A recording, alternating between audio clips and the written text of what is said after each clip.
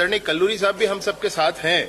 इन्होंने पूरे विषय को, कांस्टेबल की भर्ती की पूरी प्रक्रिया को समूचे प्रदेश में देखा है, संचालित किया है, बड़े ही पारदर्शिता के साथ संचालित किया है। नमस्कार, जय जोहार। संगवारी हो जेन जिन मन लगत रही कि पुलिस भर्ती में फर्जीवाड़ा हो, धोखाधड़ी हो, तीकर मन में प्रशासन हाँ एक QR कोड जनरेट करे। जी हाँ, ओला आप मन स्कैन करके अपन नंबर भी देख सकत हो। पुलिस भर्ती की प्रक्रिया में सारे ही नंबर्स जारी किए गए हैं।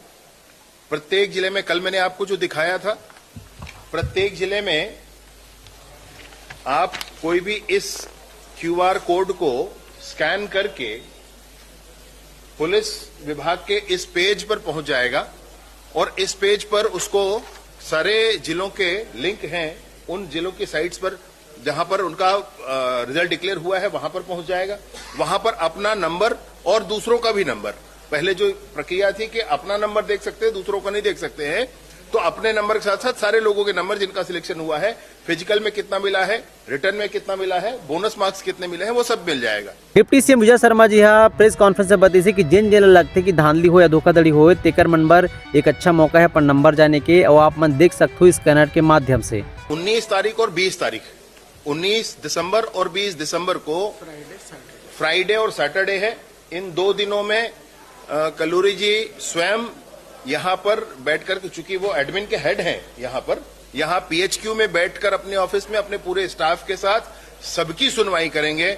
सुबह 11 बजे से शाम 5 बजे तक जिसको भी जो विषय होगा वो आकर के अपनी बात यहाँ रख सकते हैं, और वो जब बात रखेंगे तो वो ओपनली रहेगा, सब उसको देख सुन सकते हैं, उसमें कहीं कोई संशय नहीं। ये 19 और 20 तारीख है। 21 तारीख को मैं भी बैठूंगा मेरे ही निवास पर, रायपुर में C3 ऐसा सरकारी निवास रहने के लिए मिला है, जो वहां पर सुबह 10 से लेकर शाम 6 बजे तक मैं भी बैठूंगा, और जिसके मन में जो बात होगी वो आकर के ओपनली सबके बीच में, हाँ, ट्रांसपेरेंट रूप से बता दे। मुझे कहीं से किसी से कोई गुप्त बात कमरे में नहीं करनी, जिसका होगा सामने सब बात करके उसको हमको क्लियर करना है।